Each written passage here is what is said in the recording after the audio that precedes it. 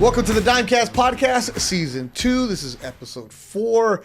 If you're with us for the previous episode, it was about the crazy portal world, and I still got a headache, Danny, because I didn't even change, bro. Yeah. I'm like trying to figure out what's going on because it's April. Anyways, what I want to talk about today is the development of the middle school kid, which is fascinating. We've talked about it in the past, but I go and watch your training sometimes just because I'm trying to go to Norm's with Bryce Young one of these days, or trying to go to get some pan dulce across the street from Smith. But I love watching this, man, because you'll see these middle school kids that are working with you. Yeah. And I'm like, wow, that kid's 12. Yeah. And that kid is throwing it like this. Yes. And that kid is bought in. And that kid's there. And then you have the high school kids and like, wow, impressive. I think last time I saw you, there was that kid from St. Augustine down San Diego who drove up for a day. Yep. I remember asking him, like, yo, you don't have school today? He's like, we do. But we have until 10. As soon as that class was done, I drove up here and I'm going to drive right back down. And I'm like, just to get the session in, which is fascinating. But you posted recently about the Weaver twins. Yes. I love that little kid. Oh, yeah. I don't know his name. I know you call him Mijo. Yeah. Mijo Jacob. Is that his name? Yeah, Jacob. All right. So they're twins. Yeah, Jacob and Maddox. Yeah. But only one's a quarterback. Yes. All right. So Jacob, Mijo. Yeah. All right. Mijo Good. We love that kid. Yeah. And I just love their attitude and their approach, because there's other junior high kids that you train, Denny, and I don't know their names, but it's like, whoa, that kid is way too cool to be here. Yes. These kids still have an innocence about them. Yeah. And I think that's something you stressed about it. And I'm not just singling out the Weaver kids, but it's more of when you talk to these middle school kids that you're training, you still remind them, you're a kid. Yes. Like, you're awkward. Like, have fun. No, without a doubt. Yeah. I think there's so many great things about social media, but there's also some things that, aren't so great. And I think from the outside, you see certain things like, oh, that's how I'm supposed to act, and I'm supposed to do this, I'm supposed to do that. And I think there's that constant reminder of, like, that we always talk about, make the main thing the main thing. Hey, let's stay process driven. I mean, I have some guys, it's funny, we bring up junior high and young guys right now. Ryder Lyons. Okay. Ryder Lyons is the top guy in the country in the class of 2026. I mean, you can't go a day without seeing at Folsom High School. Folsom, okay. Up north. You can't go a day without seeing something posted on him he's viral on so many different areas. And it's so funny because he sent me recently a clip on stuff when he was, I don't know, I think he was maybe in the 5th grade, because we started really early. And it's like, I know at that moment when he took that clip and he sent it to me, he probably thought, yo, this is fire. I'm going to send Danny this clip and he's going to be really impressed. And who knows, maybe possibly in that moment I was, but we're able to look at that clip right now and say, dude, that was bad. It was pretty bad, so, and we're able to laugh about it now because he's so damn good. Yes. And again, every single school has him number 1 on their board. He's phenomenal. He does such a great job.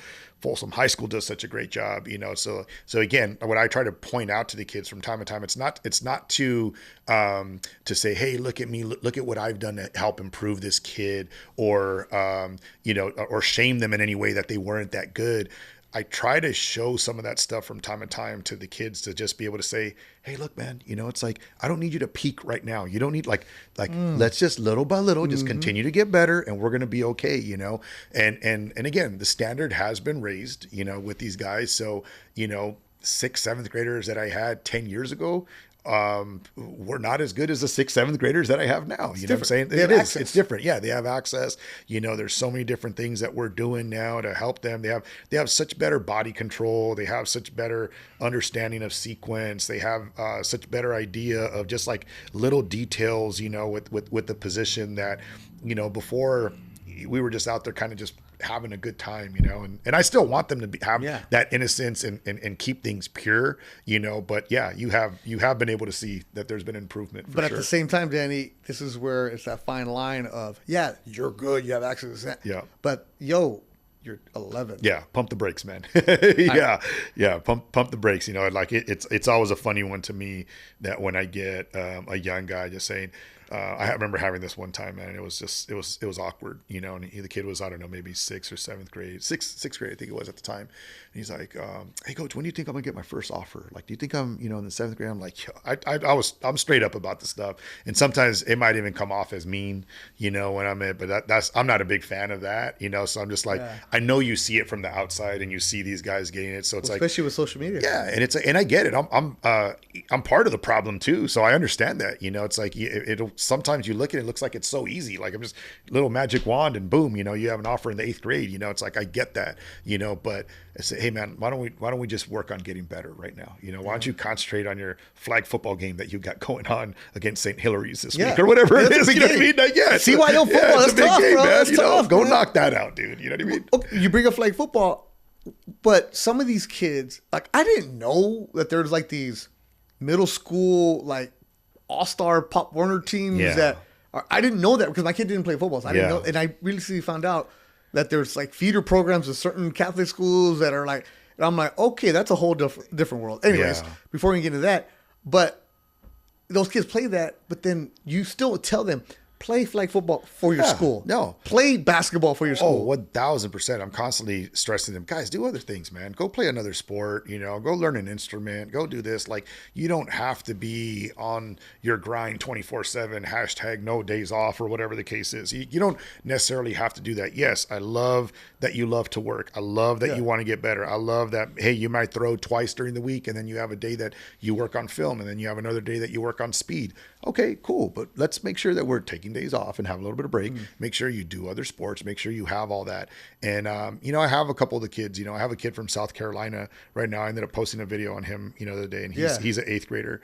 And I love that he's taking that message. Ford Green is his name, out of South Carolina. And Ford has taken that message. And I talk about it on a video that I posted recently. The kid's learning Chinese. He's playing the piano. He's, what else is he doing? He plays baseball, obviously plays football. He goes, I'm not very good in hoops, but, I try to stay doing it. Like you mentioned, he golfs, it's like, stay well-rounded, man. I want to be like him. Yeah. That's what I said, man. That sounds like a good life right pretty there. Cool schedule right there, man. Yeah. Every now and then I'll throw the football. Yeah. Live it up, man. So, I just want the kids and parents to kind of understand that, man.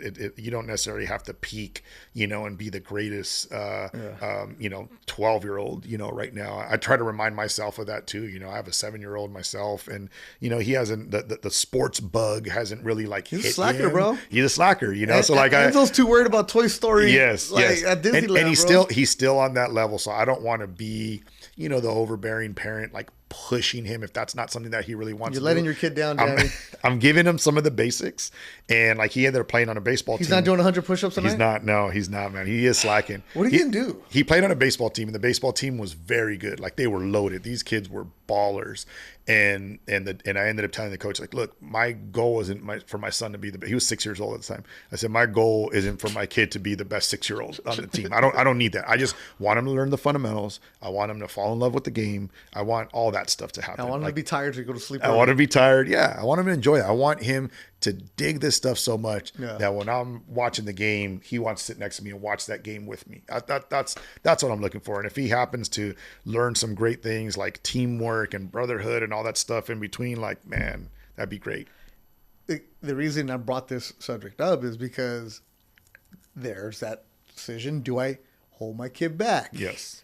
What do I do? Yes. So let's just get into it. If you decide to hold your kid back and they're doing 8th grade twice, that's when you're taking it serious, because technically he should be in high school. Yes. So that's when you lock in. So for those parents, what should be their routine? Well, I think you got to set goals when you end up doing that holdback year. I think we've talked a little bit about it in the past, and just like, okay, what are we trying to accomplish in this year? I'm real big with that. Even in my sessions that I end up having, I'll ask the guys, and I have 4 different guys, and I'll look at each of them like, hey, what are you working on today? I don't know. Okay, I'm gonna come back to you. Because if you're doing that, they better start working. Yeah, and like, I want to know what it is. Come in with the game plan. That's not just come in and just throw and just kind of figure it out. Like, maybe, hey, I'm trying to get my foot strike down a little bit quicker. Hey, I want better posture through my throw. I want to work on, I don't know, have cleaner footwork during my drops. Okay, great. Everybody kind of has a game plan. I think parents and kids have to do that in that year. What are some goals that you're trying to accomplish right there? Maybe it's the kid, hey, in this 8th grade year, this holdback year, we're hoping he adds on 6 pounds. Okay. We're hoping that he learns the structure of the basics of weight training. We're hoping that he could increase his football IQ a little bit. So these are kind of some of the things that we're doing to help out with that.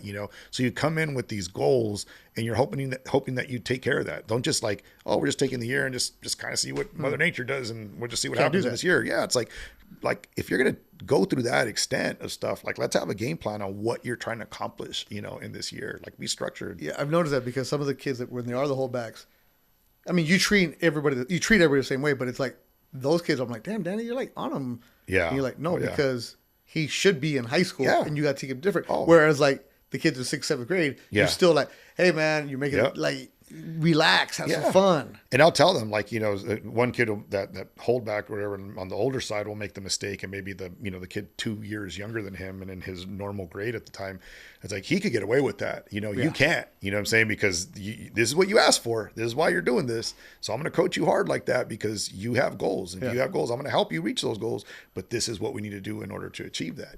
So that's tough sometimes, man. Why are you always posting golfing or baseball movements? I think one, I love for the kids to be well-rounded, and at the quarterback position, so many of these quarterbacks, they're so much better golfers than I am, and at the moment, I'm jealous, man. So I'm hoping I could get up to the level. Because they got expensive clubs. They do, man. That's all it is. These guys, man. They're like, oh, I've been golfing since I was 8 years old. What up, Callaway? Must be nice, yeah. Must be nice. But I think there's so many. I'll post boxing stuff from time to time. I'll post basketball stuff. I'll post baseball stuff. There's so many different things that we could do. From learning from those sports that translate to our position, and that's why I'm asking these guys to do it. The other day, I'm talking through stuff. I was watching a video with a bunch of skaters, right? And they're doing some crazy tricks and everything like that. And I'm watching it. Yeah, you're seeing the tricks and everything that they're doing. But I can't help to watch and say, God, these guys are phenomenal athletes. Look at the body control that they have. Look at the stability. Look at the control, but still fluid in their movements. Look at all this kind of stuff. That's what we're trying to do. It's like, hey, you're trying to be firm in all the right spots, but still be loose and fluid. I love watching great stuff with boxers, and you see those punches being thrown, their head completely still. It's the hips. Right? Like that. And the hips going on and just shooting that from the hip, and just, again, body control, right? Balance, good posture throughout that stuff. Like seeing, a baseball swing and that head's completely still as they're rotating off that axis, just so many different things that play other sports, and see if you could recognize the things like, okay, guys, what's the common denominator? And all, they're all different sports, but what's the common denominator on this stuff? So like, and a lot of those guys will end up seeing that, sometimes I'll post something and I'm sure it's going over the head of a lot of people, and that's fine, but there'll be some people like, oh, okay, I see what you did here. Like that little hip rotation. Yes, I see it. So hopefully it helps. All right, middle school, crazy time. Yes, you're developing teenagers. Yep. At the end of the day, remind the parents they're still kids. They're still kids, man. Go watch a movie. Go, enjoy life. There's so much.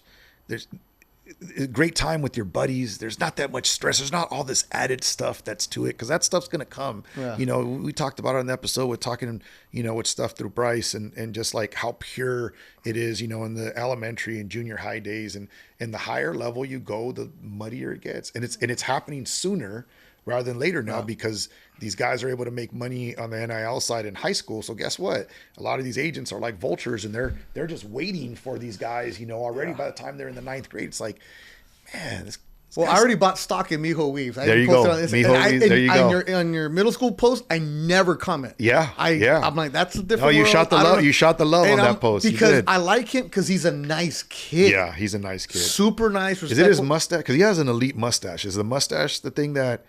I thought that was mud. No. Yeah, and his brother's super cool, but they're just nice kids. No, they are great kids. They love to work. What I liked about them multiple sports. They always tell you, "All right, Danny, thank you very much. Yes, real respectful. I'm leaving." They say hi to me. Hey, okay, what like?